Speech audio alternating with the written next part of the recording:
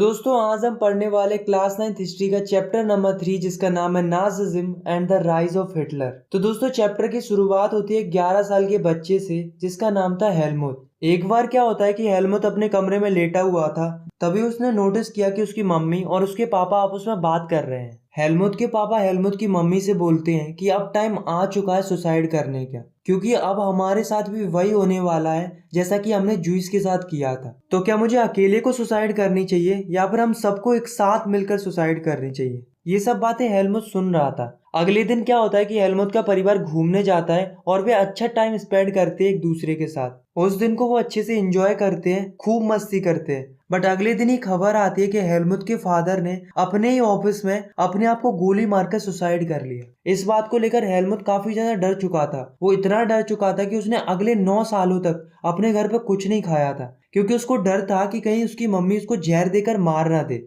अब दोस्तों आपके दिमाग में अभी कई सारे सवाल उठ रहे होंगे कि आखिर हेलमुट के पापा को ऐसा क्या डर था जिसकी वजह से उनको सुसाइड करनी पड़ी। आखिर ऐसी क्या सिचुएशन रही होगी उनके सामने। अगर हमें ये सब जानना है तो उसके लिए हमें जाना होगा फ्लैशबैक में। तो चलिए चलते हैं 1914 में।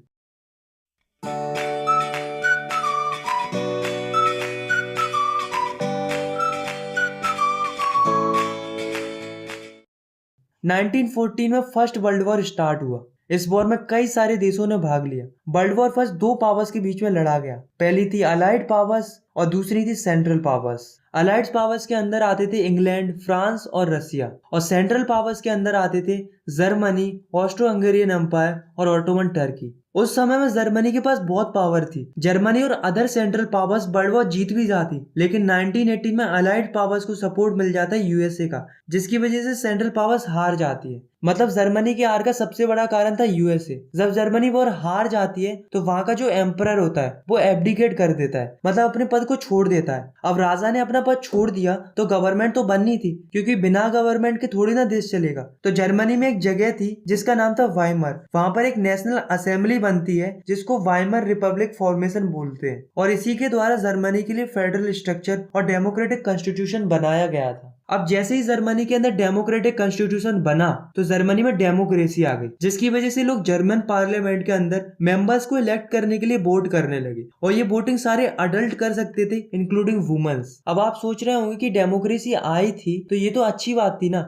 बट जर्मनी के लोगों को ये पसंद नहीं आई। क्यों पसंद नहीं आई? क्योंकि जो वीमर रिपब्लिक बना था, मतलब जो असेंबली बनी थी, उसने एक पीस ट्रीटी साइन की थी जिसको हम ट्रीटी ऑफ वर्सेलिस बोलते हैं। मतलब एक समझौता हुआ था जर्मनी और अलाइड पावर्स के बीच में, जिसमें जर्मनी के ऊपर बहुत सी चीजें थोपी गई थी, इम्पोज की गई थी। जर्मनी से कई सारी चीजों को छीना भी गया था, जैसे कि उनसे उनकी टेरिटरीज छीन ली गई थी, आयरन छीन लिया गया था, कोल छीन लिया गया था, यहाँ तक कि उनकी आर्मी भी छीन ली गई थी, क्योंकि अलाइड्स पावर नहीं चाहती थी कि जर्मनी आगे कभी वॉर लड़ पाए। इन सब के अलावा जर्मनी को 6 बिलियन यूरो का कंपेंसेशन देने के लिए फोर्स किया गया था। जर्मनी में एक जगह थी राइनलैंड जो कि फेमस थी अपनी रिसोर्सेज के लिए, उसको भी छीन लिया गया था। तो वहां के जो लोग थे वो अलाइड पावर्स का तो कुछ कर नहीं सकते थे, इसलिए वो सारे दोस्त किसको दे रहे थे? गवर्नमेंट को दे रहे थे, कि गवर्नमेंट क्यों हाथ पे हाथ रखे बैठी हुई है। इसलिए लोगों को डेमोक्रेटिक गवर्नमेंट पर शक भी हो रहा था, और यही वो कारण था जिसकी वजह से लोगों को वीमर रिपब्लिक पसंद नहीं आया, और ना ही लोगों ने इस वीमर रिपब्लिक को अच्छे से अडॉप्ट किया। बट कुछ लोग थे जो कि वीमर रिपब्लिक को सपोर्ट करते थे। उन्हें जर्मनी के लोग नवंबर क्रिमिनल बोलते थे, क्योंकि उन्होंने ही ट्रीटी ऑफ वर्सेलिस पर साइन किया था। और ये कब किया था?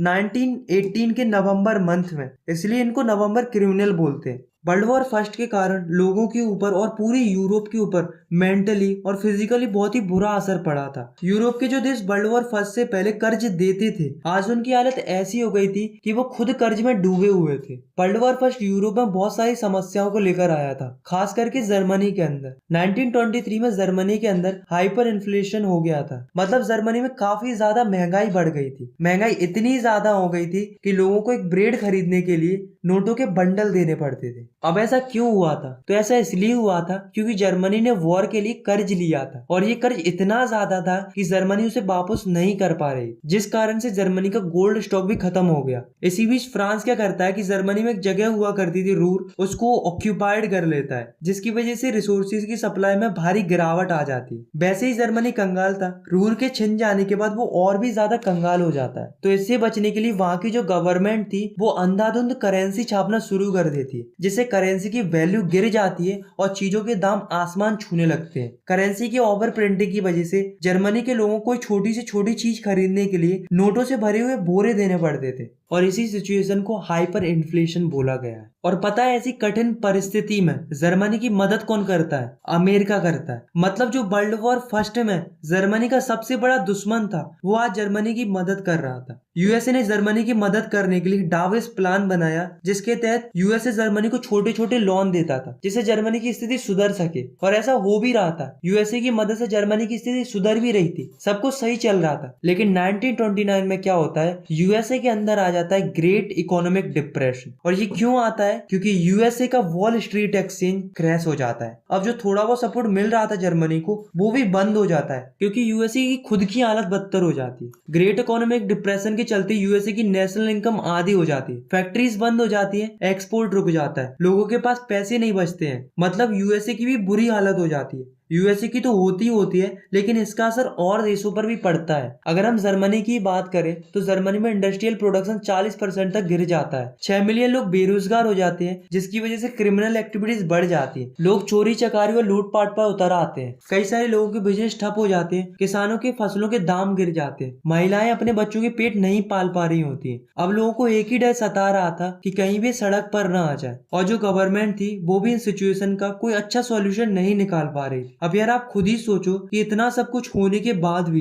जनता गवर्नमेंट की रिस्पेक्ट करेगी? नहीं ना। तो जो थोड़ा बहुत भरोसा था लोगों का गवर्नमेंट के प्रति, मतलब वीमर रिपब्लिक के प्रति, वो बिल्कुल ही खत्म हो जाता है। पूरा विश्वास ही उठ जाता है लोगों का वीमर रिपब्लिक से, और यहीं से राइज होता है हिटलर का। तो चलिए हम हिटलर के बारे में डीप से पढ़ते हैं। तो हिटलर का जन्म 1889 में ऑस्ट्रिया में हुआ था। उसने अपना बचपन बहुत ही गरीबी स्थिति में गुजारा था। हिटलर ने वर्ल्ड वॉर फर्स्ट में जर्मन आर्मी को ज्वाइन कर लिया। उसके बाद उसने आर्मी में बहुत अच्छा काम किया। इनफैक्ट उसने कई सारे मेडल्स भी जीते। बट हिटलर को सबसे ज्यादा दुख तब होता है जब जर्मनी वर्ल्ड वॉर फर्स्ट हार जाती है। इसके अलावा जो ट्रीटी ऑफ वर्सेलिस आती है उससे तो हिटलर और भी ज्यादा फ्यूरियस हो जाता है। हिटलर जर्मनी के लिए बहुत कुछ करना चाहता था, इसलिए वो 1919 में एक पॉलिटिकल पार्टी को ज्वाइन कर लेता है जिसका नाम था जर्मन वर्कर्स पार्टी। धीरे धीरे हिटलर पार्टी का हेड बन जाता है और फिर वो उस पार्टी का नाम बदल देता है और कर देता है national socialist German workers party, और यही पार्टी बाद में जाकर नाजी पार्टी कहलाती है। हिटलर और उसकी पार्टी का काम करने का अलग ही स्टाइल था। उनके सल्यूट करने का तरीका भी अलग था, उनका सिंबल अलग था। कुछ इस तरीके का सिंबल था नाजी पार्टी का। अब हम बात करते हैं कि नाजी पार्टी जर्मनी की पॉलिटिक्स में कैसे आई थी। Rise of Nazi party in German politics. तो होता क्या है कि 1928 के अंदर जर्मन पार्लियामेंट के अंदर इलेक्शन होते हैं जिसमें नाजी पार्टी बहुत ही बुरी तरीके से हारती है। उसको मात्र 2.6% वोट मिलते हैं जर्मन पार्लियामेंट के अंदर। ऐसा होना नॉर्मल सी बात थी, क्योंकि उस समय पर ना ही लोग हिटलर को जानते थे और ना ही नाजी पार्टी को। बट 1929 में सिचुएशन कुछ अलग हो जाती है। 1929 में क्या होता है कि ग्रेट इकोनॉमिक डिप्रेशन आता है, और मैंने आपको बताया भी था कि क्या था ये ग्रेट इकोनॉमिक डिप्रेशन। तो इसके चलते बहुत सारे लोग परेशान थे और इसी बात का फायदा उठाता है हिटलर। हिटलर क्या करता है कि लोगों को अपनी तरफ अट्रैक्ट करता है और लोगों से कहता है कि अगर तुम मुझे सपोर्ट करते हो और वोट करते हो इलेक्शन में तो मैं आपकी सारी समस्याओं को खत्म कर दूंगा। इस प्रकार के कई सारे वादे करता है हिटलर। और वैसे भी आपको एक बात पता होगी कि हिटलर बहुत ही पावरफुल स्पीकर था। वो इतना गजब का स्पीकर था कि वो अपनी बातों से लोगों को बहुत ही जल्दी इन्फ्लुएंस कर देता था, और इस चीज का उसे फायदा भी मिला। फाइनली 1932 में नाजी पार्टी इलेक्शन जीत जाती है। उसे जर्मन पार्लियामेंट के अंदर 37% वोट मिलते हैं, जिससे नाजी पार्टी मेजोरिटी में आ जाती है। तो हिटलर ने ऐसे कौन कौन से वादे किए थे जिनकी वजह से नाजी पार्टी इलेक्शन जीत पाई? चलिए देखते हैं। तो हिटलर ने लोगों से कहा था कि अगर मैं इलेक्शन जीतता हूँ तो मैं जर्मनी को एक स्ट्रॉन्ग नेशन बनाऊंगा। सेकंड, हिटलर ने कहा था कि मैं ट्रीटी ऑफ वर्सेलिस के प्रोविजंस को हटवा दूंगा। थर्ड, मैं हर एक इंडिविजुअल की डिग्निटी वापस दिलाऊंगा। फोर्थ, मैं जर्मनी के अंदर एम्प्लॉयमेंट लाऊंगा। फिफ्थ, मैं फॉरेन इंटरफेरेंस को रुकवा दूंगा। मतलब इतने सारे वादे कर दिए थे हिटलर ने, और इन्हीं प्रोमिसेस की वजह से नाजी पार्टी इलेक्शन जीत पाई थी। इलेक्शन जीतने के बाद हिटलर ने कई सारी रैलीज की, पब्लिक मीटिंग्स की, ताकि वो अपना सपोर्ट गैदर कर सके। धीरे धीरे हिटलर का सपोर्ट बढ़ता गया और हिटलर पावर में आ गया। 13 जनवरी 1933 को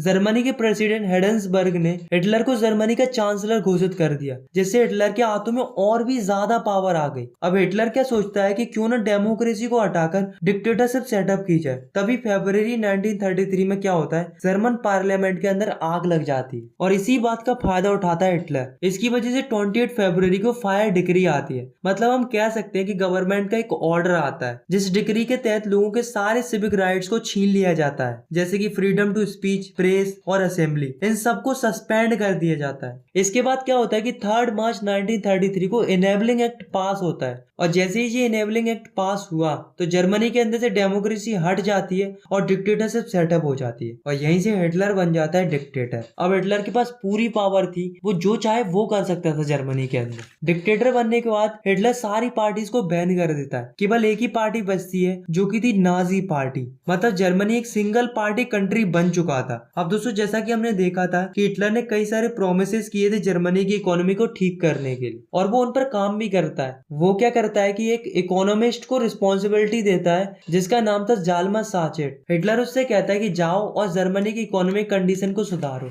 तो इसके लिए जाल्मर साचेट दो चीजों को एम करता है, पहली फुल प्रोडक्शन और दूसरी फुल एम्प्लॉयमेंट। क्योंकि अगर प्रोडक्शन को बढ़ाना है तो इसके लिए लोगों की जरूरत होगी, जिससे एम्प्लॉयमेंट तो अपने आप ही बढ़ जाएगा। इस प्रोजेक्ट के लिए गवर्नमेंट फंड देती थी और इसी प्रोजेक्ट की बदौलत जर्मनी के अंदर सुपर हाईवेज और वॉक्सवैगन जैसी कार आ पाई थी। हिटलर ने कई सारी चेंजेस किए फॉरेन पॉलिसीज के अंदर, जैसे कि 1933 में हिटलर जर्मनी को विड्रॉ कर लेता है लीग ऑफ नेशन से। रायलैंड जो कि छीन लिया गया था जर्मनी से, उसे वापस रीऑक्यूपाइड कर लिया। हिटलर ने 1938 में ऑस्ट्रिया और जर्मनी को एक कर दिया by the slogan of one people, one empire and one leader. तो दोस्तों ये कुछ चेंजेस थे जो कि हिटलर ने किए थे फॉरेन पॉलिसीज के अंदर। इसके बाद हिटलर छोटी छोटी जगहों को कब्जाना शुरू कर देता है, जैसे कि वो सबसे पहले कब्जा करता है सुदर्शन लैंड पे। अब दोस्तों मैंने कुछ टाइम पहले आपको एक इकोनॉमिस्ट के बारे में बताया था जो कि जर्मनी की इकोनॉमिक कंडीशन को सुधारने में लगा हुआ था। जी हाँ बिल्कुल, उसका नाम था जाल्मर साचेट। तो जो ये जाल्मर साचेट था वो इकोनॉमिस्ट के साथ साथ एक अच्छा एडवाइजर भी था। तो ये हिटलर से कहता है कि जहाँ तुम्हें देश की इकोनॉमी को इम्प्रूव करने के बारे में सोचना चाहिए, वहां तुम दूसरे देशों के साथ लड़ाई झगड़े में लगे हुए हो। तुम्हें ज्यादा पैसे खर्च नहीं करने चाहिए इन सब चीजों में।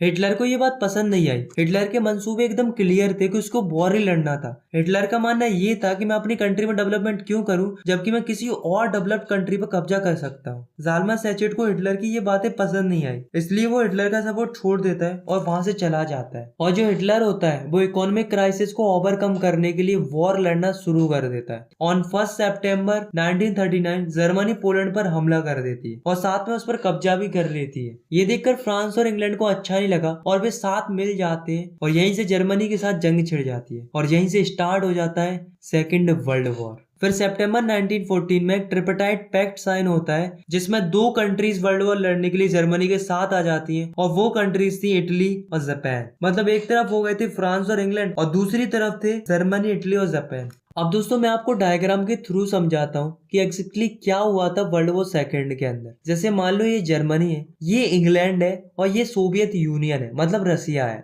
अब दोस्तों होता क्या है कि जून 1941 में हिटलर सोवियत यूनियन पर अटैक कर देता है। ये हिटलर का बहुत ही बुरा डिसीजन था। क्यों था? क्योंकि अब जर्मनी वेस्टर्न बॉर्डर पर ब्रिटिश बॉम्बिंग को झेल रहा था और इधर ईस्टर्न बॉर्डर पर सोवियत आर्मी को। तो जो ये सोवियत आर्मी होती है वो जर्मन आर्मी को स्टेलिनग्राड पे बहुत ही बुरी तरीके से हराती। वहीं दूसरी ओर जो यूएसए था वो वर्ल्ड वॉर सेकंड लड़ना नहीं चाह रहा था, क्योंकि जो economic crisis world war first के कारण यूएसए को भुगतने पड़े थे वो उन्हें दोहराना नहीं चाहता था। इसलिए यूएसए वर्ल्ड वॉर सेकंड से दूर ही रहना चाहता था। बट यूएसए अपने आप को रोक नहीं पाता है। क्यों? क्योंकि जो जापान होता है वो ईस्ट की तरफ कंटिन्यूसली अपनी पावर एक्सपेंड करता चला जा रहा था। उसने इंडो चाइना पर भी कब्जा कर लिया था। यहाँ तक सब ठीक था, लेकिन होता क्या है कि जापान यूएसए के एक नेवल बेस पर अटैक कर देता है जिसका नाम था पर्ल हार्बर। इस बात से यूएसए को गुस्सा आ जाता है और यूएसए 8 दिसंबर 1941 को ना चाहते हुए भी वॉर में एंट्री मार देता है और यूएसए की एंट्री के साथ ही वर्ल्ड वॉर सेकंड खत्म हो जाता है। क्योंकि एक बात तो हम सभी लोग जानते ही है कि यूएसए आज भी बहुत शक्तिशाली है और पहले भी बहुत शक्तिशाली था। वर्ल्ड वॉर सेकंड मई 1945 में दो चीजों के साथ खत्म होता है। पहली जर्मनी की हार के साथ और दूसरी हिरोशिमा पर एटॉमिक बॉम्ब ब्लास्ट के साथ। तो दोस्तों जितनी भी तबाही मची थी उसका सबसे बड़ा कारण था हिटलर। वर्ल्ड वॉर सेकंड का कारण भी हिटलर ही था और उसकी वजह से जो लाखों मासूम लोगों की जानें गई थी उसका कारण भी हिटलर ही था। हिटलर ने सब कुछ खो दिया था, लोगों का भरोसा, अपनी पावर, अपना देश। इसलिए वो बर्लिन के एक बंकर में अपने परिवार के साथ सुसाइड कर लेता है और उनके साथ उनके प्रोपोगेंडा मिनिस्टर और गोबेल्स भी सुसाइड कर लेते हैं। और दोस्तों चैप्टर की स्टार्टिंग में मैंने आपको एक स्टोरी सुनाई थी जिसमें हेलमुट के पापा सुसाइड कर लेते हैं। तो वो सुसाइड इसलिए करते हैं क्योंकि वो भी नाजी पार्टी के सपोर्टर थे, मतलब हिटलर के सपोर्टर थे। मई 1945 तक जर्मनी सरेंडर कर देती है और अलाइज पावर जीत जाती है। इसके बाद न्यूरेनबर्ग जर्मनी में एक इंटरनेशनल मिलिट्री ट्राइब्यूनल स्टेब्लिश होता है, मतलब एक तरीके का कोर्ट स्टेब्लिश होता है जिसमें अलाइड पावर्स जैसे कि फ्रांस, यूके, यूएसए और सोवियत यूनियन, मतलब जो भी जीते हुए देश थे, वो वॉर क्रिमिनल्स को सजा दे रहे थे। और वॉर क्रिमिनल्स कौन थे? जो नाजी पार्टी के लोग थे, मतलब जो हिटलर के सपोर्टर थे। नाजी पार्टी के लोगों ने कई सारे क्राइम किए थे, जैसे कि crime against peace, war crime, और जो सबसे बुरा वाला जो क्राइम किया था वो था क्राइम अगेंस्ट ह्यूमैनिटी। मतलब इन्होंने लाखों मासूम लोगों पर अत्याचार किया था। अत्याचार तो छोड़ो, इन्होंने तो उन्हें मार ही दिया था। नाजी पार्टी के लोगों ने वर्ल्ड वॉर 2 की आड़ में 6 मिलियन जूस को मारा था, 2 लाख जिप्सीज को मारा था, 1 लाख पुलिस सिविलियंस को मारा था और 70,000 जर्मन्स को मारा था जो कि फिजिकली और मेंटली डिसेबल्ड थे। तो इसके लिए जो इंटरनेशनल मिलिट्री ट्राइब्यूनल था उसने केवल 11 लोगों को ही मौत की सजा सुनाई, बाकी सभी लोगों को उम्र कैद की सजा सुनाई गई। इन्होंने जैसा लोगों के साथ किया था उसके कंपैरिजन में ये सजा इनके लिए बहुत ही ज्यादा कम थी। Now we talk about Nazi ideology, मतलब नाजी लोगों की आइडियोलॉजी कैसी थी। इसको हम हिटलर की आइडियोलॉजी भी कह सकते हैं क्योंकि नाजी लोग थे तो हिटलर के ही सपोर्टर। तो जो नाजी लोग थे उन्होंने सोसाइटी के अंदर रेशियल सेग्रीगेशन करके रखा था, मतलब काफी ज्यादा भेदभाव करते थे लोगों के बीच में। जर्मनी के अंदर टॉप प्रायोरिटी ऐसी लोगों को दी जाती थी जिनकी ब्लू आइज होती थी और ब्लॉन्ड हेयर होते थे। ऐसे लोगों को जर्मनी में नॉर्डिक आर्यन बोला जाता था, मतलब इनका लेवल ऑफ इम्पोर्टेंस ज्यादा होता था औरों के कंपेरिजन में, ऐसा नाजीज मानते थे। और अगर हम बात करें सबसे लोअर लोगों की तो वो थे जूइस। जूइस लोगों को जर्मनी के अंदर वीक माना जाता था और ना ही जूइस लोगों को कोई इंपोर्टेंस दिया जाता था। और दोस्तों हिटलर और नाजी लोगों को भी सबसे ज्यादा नफरत जूइस लोगों से ही थी। तो ऐसा क्यों था? इसके कई सारे कारण थे। पहला कारण ये था कि जूइस लोगों को जीसस क्राइस्ट का किलर माना जाता था। दूसरा रीजन ये भी माना जाता था कि जूइस लोग अदर जर्मन लोगों को ज्यादा इंटरेस्ट पर लोन देते थे और जो हिटलर था वो पर्सनली भी हेट करता था जूइस लोगों को। इसलिए नाजी लोगों ने जूइस लोगों को बायकॉट करना शुरू कर दिया। नाजी लोगों ने उनके साइनागोजियस को जला दिया, मतलब जहां पर वो पूजा करते थे उन स्थानों को जला दिया। गवर्नमेंट जॉब से जूइस लोगों को निकाल दिया गया और उनके घरों तक को भी जला दिया गया। और धीरे धीरे हिटलर ने इनको मारना शुरू कर दिया। हिटलर काफी ज्यादा मास किलिंग करता था, मतलब एक बार में कई सारे जूइस लोगों को मार देता था। और तुम्हें पता है हिटलर लोगों से क्या कहता था? कि मैं मास किलिंग नहीं कर रहा हूँ, मैं इन लोगों को स्पेशल ट्रीटमेंट दे रहा हूँ। अब वो ऐसा क्यों कहता था? क्योंकि हिटलर का मानना ये था कि अगर हमें बहुत ही अच्छी सोसाइटी चाहिए और हेल्थी सोसाइटी चाहिए तो हमें इस तरीके के अनडिजायरेबल लोगों को मार देना चाहिए, ऐसा हिटलर का मानना था। और तुम्हें पता है हिटलर का जो मारने का तरीका था वो अलग ही प्रकार का था। वो बहुत ही भयानक तरीके से मारता था लोगों को। वो क्या करता था कि लोगों को एक गैस चैम्बर में बंद कर देता था, फिर उन पर जहरीली गैसें छोड़कर उनको मार देता था। हिटलर जूस लोगों को फोर्स करता था घेटोस में रहने के लिए, मतलब एक ऐसे इलाके में रहने के लिए जहाँ पर काफी ज्यादा गंदगी रहती थी, कीचड़ रहता था, बीमारियां फैलती थी, लोग मर रहे थे वहां पर, मतलब काफी ज्यादा इन्फेक्टेड एरिया था। ऐसे एरिया में हिटलर फोर्स कर रहा था जूस लोगों को रहने के लिए, और जो उसकी बात नहीं मानता था उसे गैस चैम्बर में स्पेशल ट्रीटमेंट दिया जाता था। अब दोस्तों जो हिटलर था वो बच्चों को भी टारगेट करता था क्योंकि उसे पता था कि बच्चे फ्यूचर है इस कंट्री का। और हिटलर ये बात भी जानता था कि बच्चे किसी भी चीज को जल्दी अडॉप्ट कर लेते हैं एज कम्पेयर टू अदर। क्योंकि आप खुद ही सोचो कि बच्चों को अगर बचपन से यही सिखाया जाएगा कि हिटलर तुम्हारा भगवान है, तुम्हें उनकी पूजा करनी चाहिए, तो ऑब्वियस सी बात है कि वो बड़े होकर भी हिटलर को भगवान ही मानेगा। तो इसके लिए हिटलर सारे स्कूलों से ज्यूइश टीचर्स को हटवा देता है और बच्चों को भी सेग्रीगेट कर देता है, जिसमें ज्यूइश को अलग कर दिया जाता है और जर्मन्स को अलग कर दिया जाता है। अब ज्यूइश ना ही जर्मन्स के साथ खेल सकते थे और ना ही साथ में बैठ सकते थे, और बाद में ज्यूइश किड्स को स्कूलों से बाहर भी कर देता है। और सबसे इम्पोर्टेंट बात, हिटलर क्या करता है कि स्कूलों की किताबें ही बदलवा देता है। उन किताबों में केवल नाजी आइडियोलॉजी भरी पड़ी थी जिससे भी बच्चों को नाजी आइडियोलॉजी सिखा सके। अब स्कूलों में यही सब सिखाया जा रहा था कि ज्यूइश को हेट करो, हिटलर और नाजी पार्टी को सपोर्ट करो, सल्यूट करो उनको और हमेशा लॉयल रहो उनके प्रति। इस तरह की बातें स्कूलों में सिखाई जाने लगी। इसके अलावा हिटलर कई सारी यूथ ऑर्गेनाइजेशन भी चलाता था जिससे जिससे वो किड्स के अलावा यूथ को भी टारगेट कर सके। अब हिटलर टारगेट कैसे करता था देखो, तो जो बच्चे 10 से लेके 14 साल की उम्र के होते थे उन्हें जंग वॉक में भर्ती कर दिया जाता था। जंग वॉक बेसिकली हिटलर का ही एक ऑर्गेनाइजेशन था जहां पर बच्चों को आइडियोलॉजिकल और फिजिकल ट्रेनिंग दी जाती थी। आफ्टर जंग वॉक जैसे ही वो बच्चा 14 साल का हो जाता था उसे एक और ऑर्गेनाइजेशन को ज्वाइन करना पड़ता था जिसका नाम था नाजी यूथ ऑर्गेनाइजेशन। और ये जो ऑर्गेनाइजेशन थी वो 1922 में बनाई गई थी। इस ऑर्गेनाइजेशन को हिटलर यूथ भी बोला जाता था। इसमें भी वही सब सिखाया जाता था जो हिटलर चाहता था, जैसे कि जूस से नफरत करो, अनडिजायरेबल लोगों से दूर रहो, वॉर और वायलेंस करना सही है, हिटलर की पूजा करो और हमेशा हिटलर के प्रति लॉयल रहो। इस तरीके की चीजें सिखाई जाती थी। और फिर जैसे ही वो बच्चा 18 साल का हो जाता था तो उसे लेबर सर्विसेज में भेज दिया जाता था। फिर उसके बाद उसे आर्मी ज्वाइन करा दी जाती थी। अब दोस्तों हम देखते हैं कि आखिर हिटलर वुमन के बारे में क्या सोचता था। हिटलर ऐसा मानता तो था कि मदर बहुत ही इंपॉर्टेंट सिटीजन है। इनफैक्ट उसने 1933 में एक बार बोला भी था कि in my state the mother is the most important citizen. But reality में वो सारी माओ को एक समान नहीं मानता था। जो माए जूस और अनडिजायरेबल बच्चों को जन्म देती थी उन्हें पनिश किया जाता था, और जो डिजायरेबल बच्चों को जन्म देती थी उन्हें रिवॉर्ड दिया जाता था। उन्हें हर चीज में कंसेशन मिलता था, यानी कि डिस्काउंट मिलता था। इसके अलावा उन्हें अवार्ड्स भी मिलते थे on the basis of how many children the mother gives birth. अगर कोई माँ 4 बच्चों को जन्म देती थी तो उन्हें ब्रॉन्ज क्रॉस मिलता था, और अगर कोई माँ 6 बच्चों को जन्म देती थी तो उन्हें सिल्वर क्रॉस मिलता था, और अगर कोई माँ 8 बच्चे या उससे ज्यादा बच्चों को जन्म देती थी तो उन्हें गोल्ड क्रॉस मिलता था। अब दोस्तों हम देखते हैं कि आखिर जर्मनी के लोग क्या सोचते थे नाजी पार्टी के बारे में और उनकी आइडियोलॉजी के बारे में। तो दोस्तों जर्मनी के अंदर ज्यादातर लोगों ने ऐसा मान लिया था कि नाजी आइडियोलॉजी अच्छी है, और वो भी जूस लोगों से नफरत करने लगे थे। बट कुछ लोग ऐसे भी थे जो नाजी आइडियोलॉजी से प्रभावित नहीं थे, उन्हें ये गलत लगती थी, बट वे कुछ कर नहीं पाते थे। ना ही वे प्रोटेस्ट कर सकते थे और ना ही वे आवाज उठा सकते थे, क्योंकि उन्हें डर था कि हिटलर उनका वही हाल करेगा जो जूस का होता आया है। नाजी लोगों ने मीडिया का काफी ज्यादा अच्छा इस्तेमाल किया था जूस के अगेंस्ट हेट्रेड फैलाने के लिए। नाजी लोग ऐसे पोस्टर बनवाते थे जिनमें जूस लोगों को ऐसा ईवल दिखाया जाता था। उन्होंने क्या कुछ नहीं किया था जूस लोगों को बुरा दिखाने के लिए। इनफैक्ट उन्होंने तो कई सारी फिल्म भी टेलीकास्ट करवाई जिससे जर्मनी के अंदर जूस के प्रति हेट्रेड और बढ़ जाए। ऐसी एक फिल्म थी जिसका नाम था एटर्नल जूस, जिसमें जूस लोगों को बहुत ही बुरा दिखाया गया था। एक चार्लोट ब्रेड नाम की एक लेडी थी जिन्होंने एक किताब लिखी थी जिसका नाम था the reach of third dream. इस किताब में बताया गया है कि जूस लोगों को नाजी जर्मनी में कैसा लगता था, वो कैसा फील करते थे और उन पर कैसे कैसे अत्याचार होते थे। जूस लोग चाहते थे कि जो हमारे साथ हुआ है वो सारी दुनिया को पता चले, इसलिए जब वो मर रहे थे तब उन्होंने कुछ ना कुछ सुराग छोड़े थे ताकि दुनिया को भी पता चल सके कि हिटलर ने जूस लोगों के ऊपर कितना जुल्म किया था। बाद में ये सच सारी दुनिया को पता चलता है, तब हिटलर की, नाजी लोगों की और उनकी आइडियोलॉजी की बहुत ही ज्यादा बेइज्जती होती है। इनफैक्ट उनको सजा भी मिलती है। बट वही बात घूम करके आती है कि जो दर्द जूस लोगों ने झेला था और हिटलर ने इनको दिया था उसके कंपैरिजन में इनको बहुत ही कम सजा मिली थी। आई होप आपको ये वीडियो पसंद आई होगी। अगर आपको ये वीडियो पसंद आई तो आप इस वीडियो को लाइक कर सकते हो, और चाहो तो आप इस चैनल को सब्सक्राइब भी कर सकते हो ऐसी क्लास 9 की वीडियोस आगे देखने के लिए। मिलते हैं नेक्स्ट वीडियो में, तब तक के लिए टेक केयर, बाय बाय।